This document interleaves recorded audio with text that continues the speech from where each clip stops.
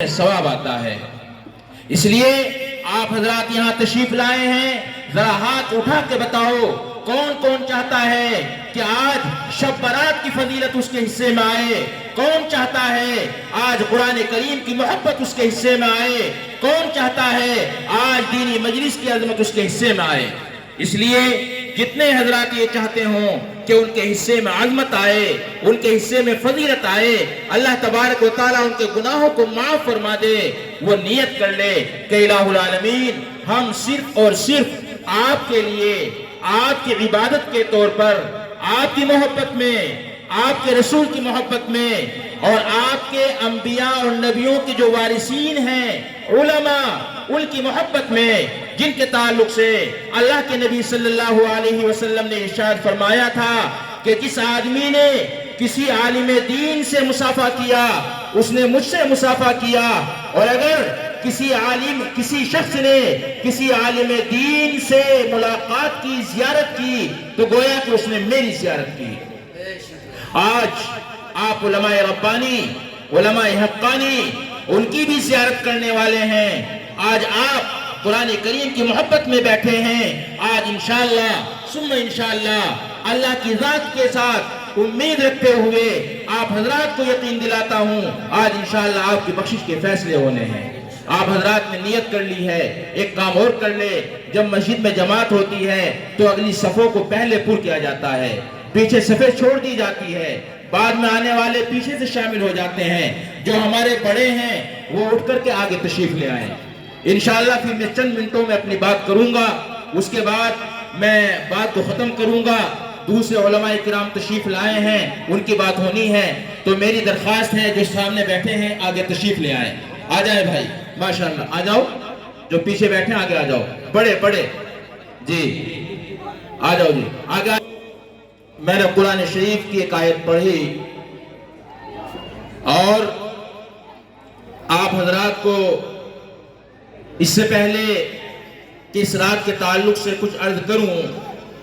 میں یہ چاہتا ہوں کہ ہماری جو نسل ہے، قرآن کریم کی جو آیت میں نے پڑھی، اللہ تعالیٰ نے جو آج ہماری نسلوں میں ارتداد پیدا ہو رہا ہے، آج ہمارے بچے اور بچیاں وہ فتنہ ارتداد کا شکار ہو رہے ہیں اور پتہ نہیں چلتا، بڑی تیزی کے ساتھ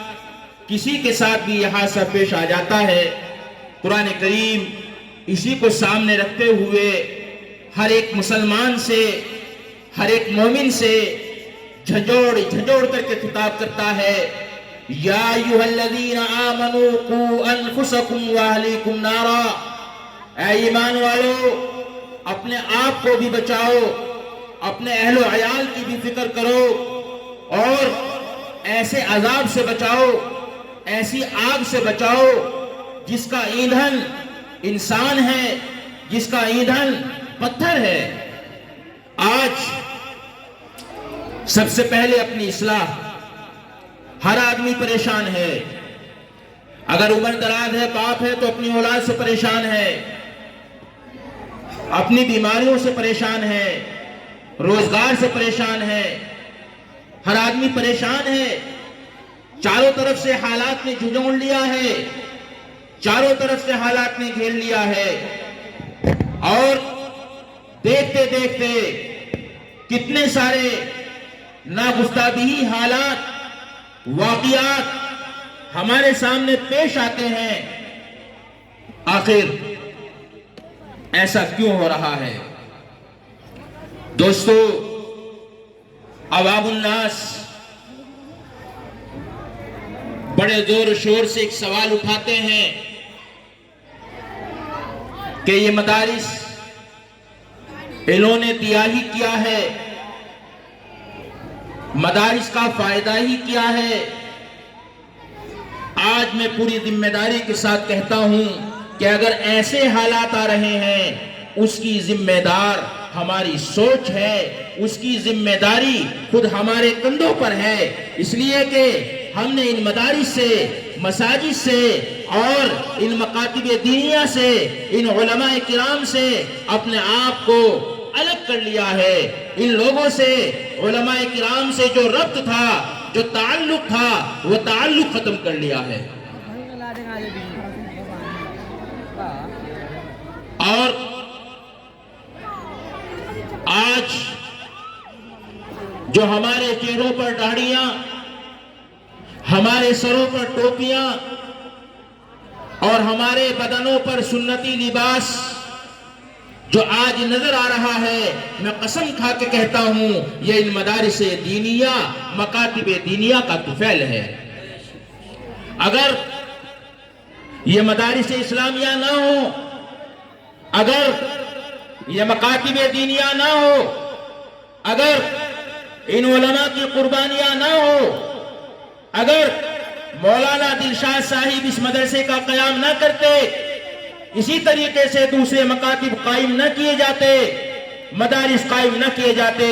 ہمارے جنازوں کی نماز پڑھانے والے ہمیں میسر نہ آتے. آج